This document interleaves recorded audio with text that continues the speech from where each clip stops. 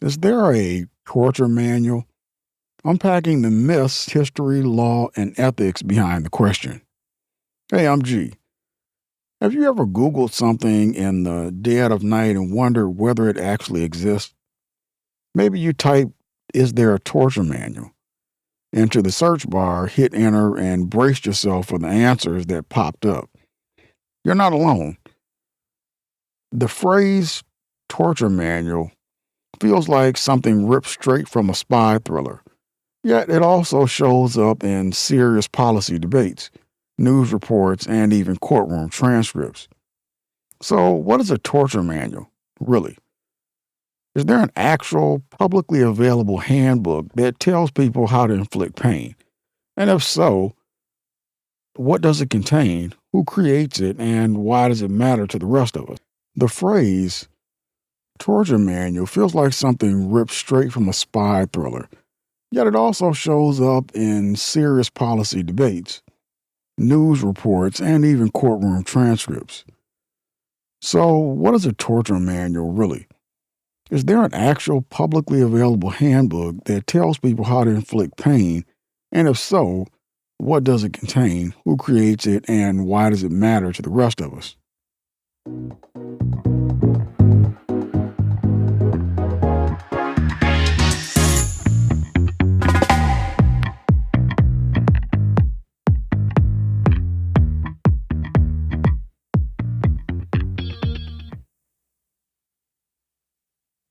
Welcome to the Stuff You Should Think About, where I take everyday questions, no matter how dark or confusing, and I break them down into bite sized, understandable pieces. First things first, I'm not a legal scholar or a former interrogator or a clandestine operations officer. I'm a lifelong learner who spent some time researching the subject to bring you a clear, balanced view. My aim is to synthesize that research into something readable and, above all, accurate. If you need definitive legal advice or operational guidance, you should consult a qualified professional. Think of me as a guide who's mapped the terrain, but you're still the one walking the trail. What do we mean by a torture manual? A torture manual can be any written or sometimes video instruction that details how to apply physical or psychological pain to extract information, punish, intimidate, or achieve a strategic objective. The term is deliberately broad and covers three main categories: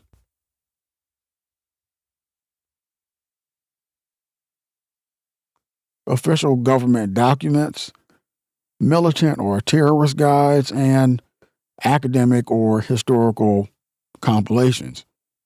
So we'll start with official government documents. Typically, this content is procedures for enhanced interrogation, legal justifications, technique descriptions, or reporting templates. Military or intelligence agency are usually the people who probably would produce these. As for militant or terrorist guides, these typically contain DIY instructions for improvised devices, interview tactics, psychological pressure methods. And extremist groups, insurgent networks, or criminal organizations might, produce these. The next one is academic or historical compilations. This typically contains analysis of past torture practices, case studies, or comparative law. And universities, think tanks, NGOs are usually the ones who probably would produce these.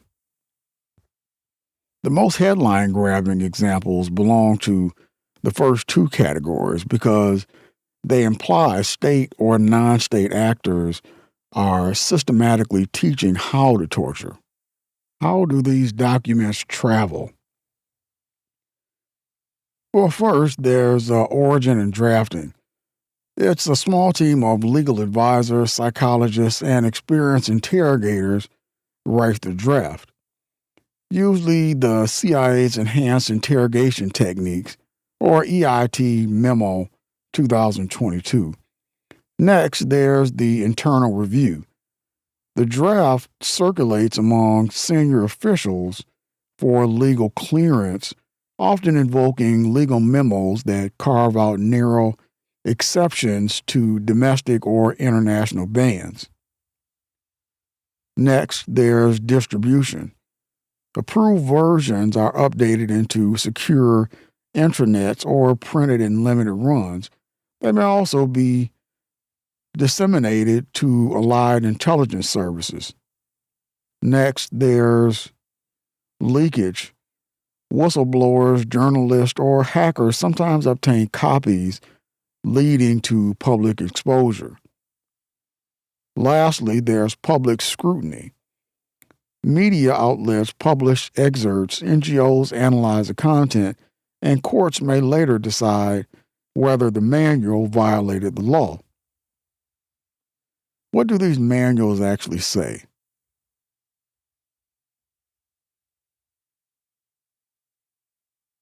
The legal framework. An example is the President's Authorization for Use of Military Force 2001 permits, as long as techniques stay within the boundaries of the Geneva Conventions as interpreted by this memorandum. Another one is the definition of torture. And an example of that is torture is defined as any act that causes severe physical or mental pain for the purpose of obtaining information, a confession, or punishment. Another one is approved techniques.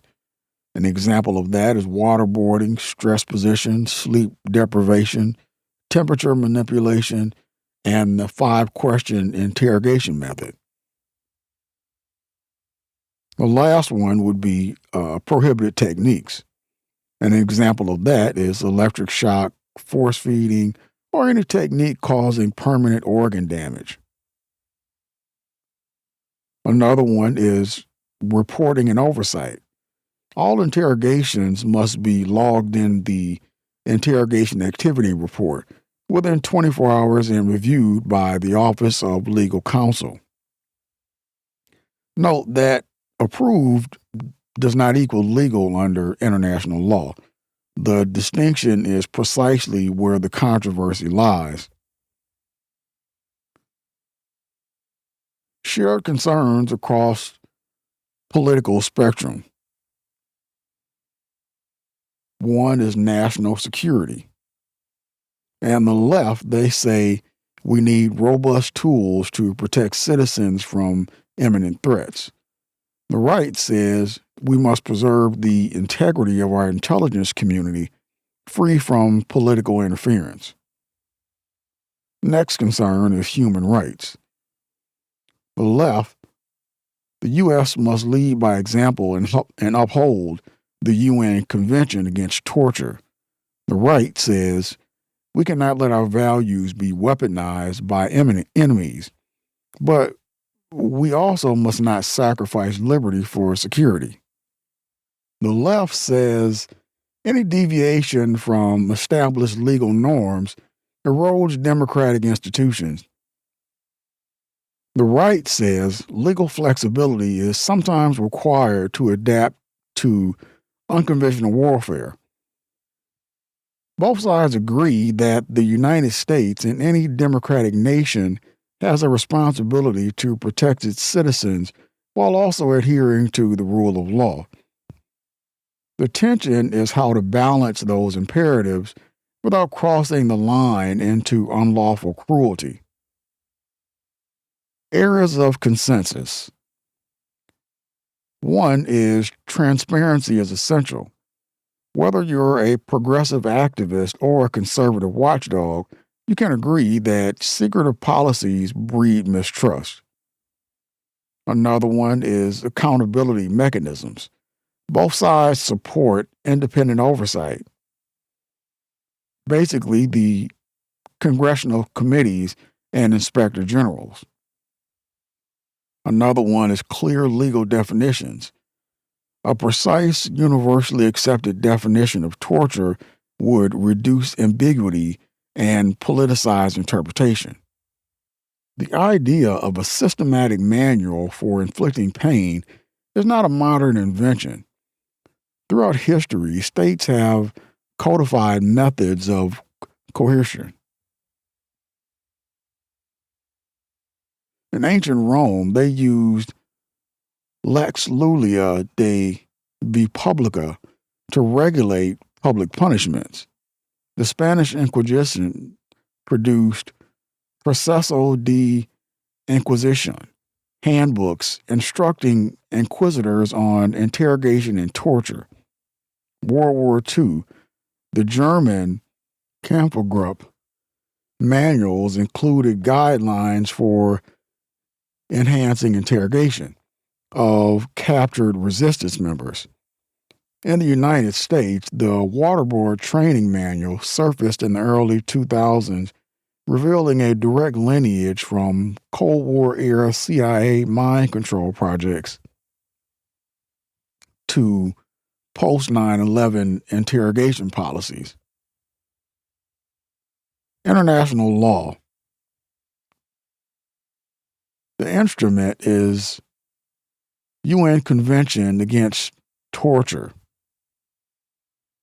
The core provision is no exceptional circumstances whatsoever may be invoked as a justification for torture.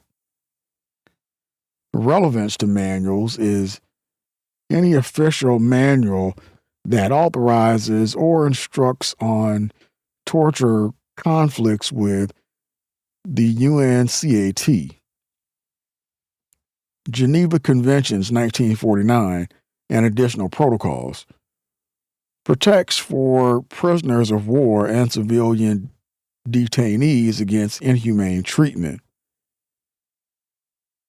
These are manuals that target non-combatants or detainees are potentially war crime material.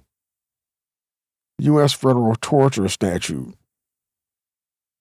criminalizes acts of torture committed abroad by U.S. nationals, and this provides a domestic legal pathway to prosecute officials who follow legal manual instructions.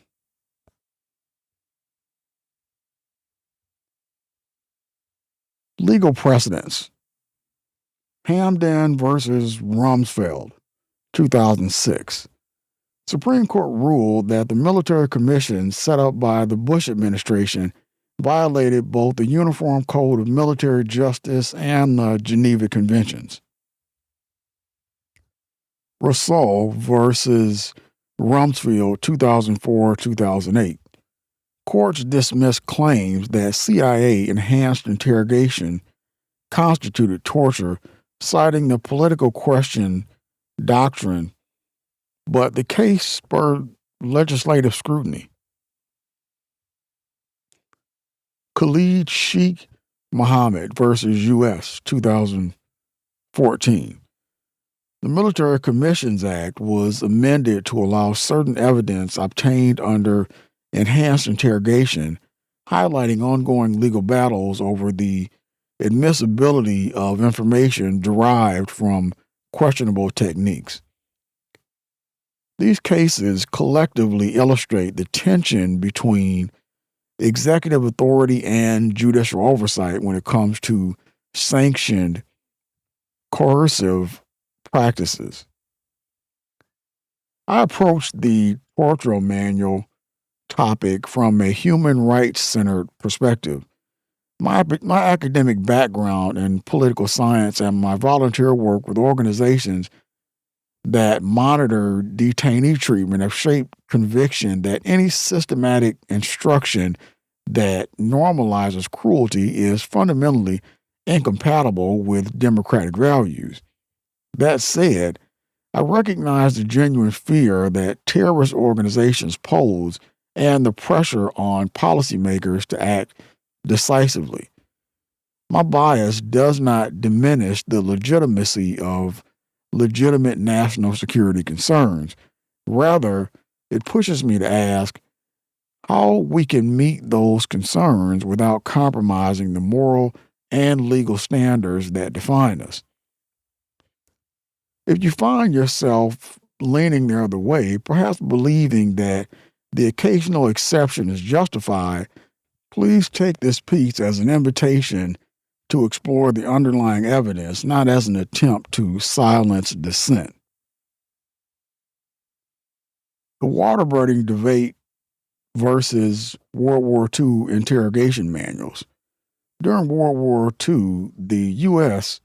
Office of Strategic Services produced a special interrogation techniques guide that included waterboarding like methods. After the war, the manual was largely forgotten, but its existence foreshadowed the later CIA manuals that resurfaced in the 2000s.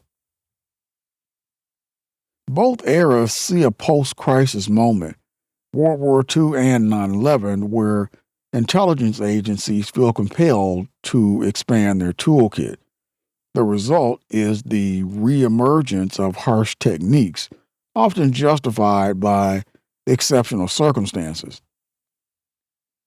The Soviet KGB manual for political prisoners.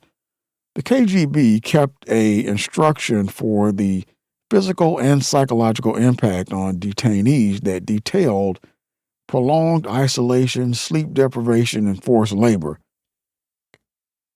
While not officially published, leaked copies informed Western human rights advocates about systematic state terror. State actors, regardless of ideological alignment, have historically compiled internal documents to standardize coercive tactics.